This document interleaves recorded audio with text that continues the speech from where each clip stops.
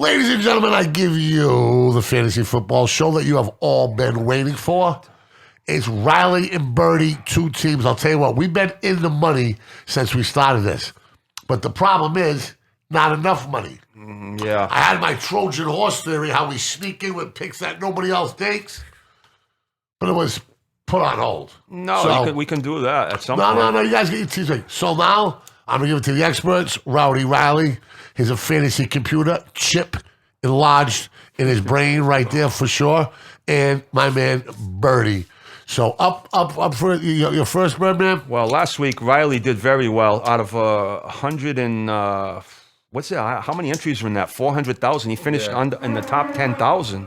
With about 138 points. I was about the top guy was 190. Percentile, probably. Yeah, maybe slightly more than that, but obviously you got to be a lot higher than that to make any serious money. But we made our money back. a little bit of money, and you did qualify. You did a lot better than me because I bombed last week. So we'll give it another shot this week, and hopefully we'll do a little bit better. so that is his team right there. So let's go over that. Okay, starting with Aaron Rodgers. I took Aaron Rodgers coming back. Obviously, there's an issue with the COVID with him. We're going to find out Saturday if he's going to be cleared. If he's not cleared, obviously, I'm going to have to change that pick. So I didn't look at any other quarterbacks for whatever dollar value I had left. But I believe maybe Hebert might be another option if I do have to change it. Then I went with Jonathan Taylor. This is one of the higher priced running backs in the league. It cost me quite a bit. I believe it was. We've been talking about him all year, dude. 94. We both love him. Yes, they're going into Jacksonville's playing them at home this week. So against Jacksonville's defense, I think he could have a big game. Obviously, the shared carries thing isn't something that I'm thrilled about, but this guy you can usually have had some big games even with shared carries. I then went with Buffalo, Devin Singletary. They're saying that Morse, the other running back, is questionable this week, so Singletary against the Jets was a reasonable price based on the fact that he could get the majority of the carries this week. Went with receiver. I went with Alan Lazard, who's also, I believe, coming off COVID. I'll have to keep an eye on him also if I have to swap him up at the last minute. But anybody, if Rodgers is playing, that he's going to be throwing the ball to, I want to be have them on my roster. I also took Devonta Adams, who is probably one of the higher priced wide receivers. Both players in the thing. Yes, the whole question with these picks is going to be whether or not Rodgers gets cleared, although I might still hold on to Devonta. I would hold on to him. Even if he doesn't get cleared. After that, I went with Buffalo again, Emmanuel Sanders. No, you got Adam Humphries. Is it Humphries? Yeah, the receiver for the... maybe for some reason I might have mixed this up. Yeah. Yeah, I didn't have a lot of money left, and I went with a guy for Washington, Humphries, who's kind of a... So you did a little bit of the Trojan horse. Yeah, well, I didn't have a lot of cash left after taking Taylor and taking Adams. So this guy I figured was a value option for the amount of money I had left. I believe he was like around $5,000 is what I paid for him. Yeah. And then after him is who do I got left on there? Kyle Pitts, who's the top tight end in the league, and I've noticed that tight ends make or break in some of these picks. If you get a tight end that's putting up points, you got to pay for the higher price ones because these guys can make or break your roster. So I took Pitts, who's right now is one of the harder ones in the league. He's the most expensive tight end right now. Yeah. And then lastly, I took, is that Javonte Williams from that's your one of my team, favorite Riley? players in the whole league. I love him. Denver, the running back against Philly's defense. He was another reasonably bargain basement price based on what I had left. They're 30th against the run in the league. And that's another reason why I took him based on the matchup against Philadelphia's run defense. And the last pick was the Arizona Cardinals defense against what is shaping up to be P.J. Walker. Is that his name for Carolina this week? XFL star. Well, Arizona's at home, and with the defense they got against a guy making a backup, making one of his first starts of the year, I like that matchup also. So that's my pick. Hopefully I'll do a little bit better than I did last week. I absolutely love the Javonte Williams pick, man. He's one of my favorite players. He's looking like an absolute animal every time he takes the ball. So I'm liking it. I like the Kyle Pitts one as well. Pretty good team there. Jonathan Taylor, I mean, you're not going to get disappointed by him. One of the best running backs in the league. And then we go to my team. So first things first, these are the top most expensive players of the week so far. It's a little small, but Najee Harris at 94, Jonathan Taylor at 94, McCaffrey at 9,000, I believe, Alvin Kamara at 88, Devonta Adams at 87, Eckler at 86, Dalvin Cook at 85, and then Nick Chubb at 83.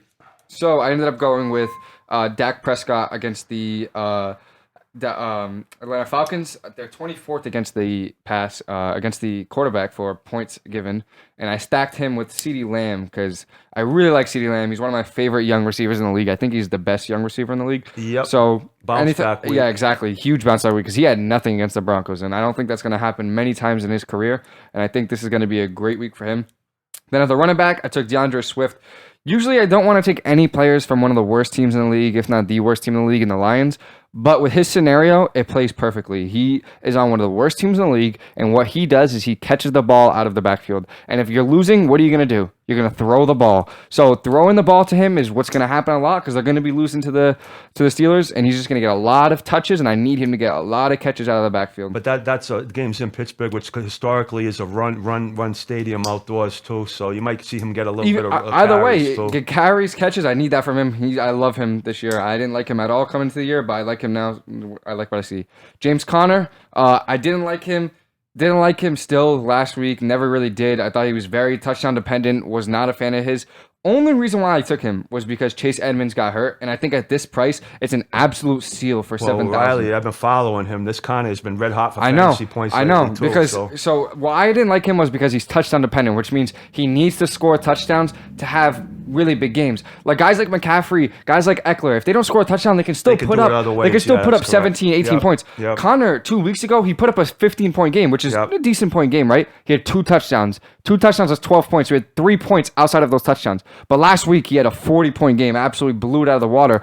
And why he had that huge game and have so many touches was because Chase Edmonds got hurt. So now I value James Conner as a running back 1 now because of Chase Edmonds' injury, and that's why I chose him. And then Michael Pittman, another young receiver. I think he's been really hot. I was going to stack him with Carson Wentz coming into the week, but then Carson Wentz was questionable. I don't want to run into that. They're playing the Jaguars. I think that he's going to get a lot of catches. He had a pretty good game against the Jets last week, like a 13, 14-point game. So well, you mentioned Wentz. If he's available, I might. And if Rodgers doesn't play, I may. I'm starting Wentz in my league actually, and I think he's going to have a huge week. Wentz has been really good recently. If you check his numbers, it's been like 25-point games, 23-point games, 30-point games in fantasy, which you cannot be mad about for a quarterback. Absolutely not. Then CeeDee Lamb, just like I said with Dak. And then Emmanuel Sanders. So that's probably where you got confused. I took Emmanuel Sanders. Yeah, maybe that's what it was. Yeah, against the Jets, I mean, come on, it's the Jets. No, and the other receiver, Beasley, who gets most of the targets, he's questionable to play. So I like Sanders. He's had a couple of blown-up weeks. I remember we talked about it a couple of weeks ago when the team that was in number 1, they had Emmanuel Sanders, and they had when he went like 25 points. So another pick that was a little bit lower. I could have taken Stephon Diggs over CeeDee Lamb, but I liked Emmanuel Sanders, an ex-Bronco, so why not? And then we go to the Bronco. We go to Noah Fant. This one I kind of got bullied into by Birdie. Great pick. No, I like this pick. I'm not a huge fan of this pick. Noah Fant, I love him as a player. He's a Bronco. I wouldn't not like him.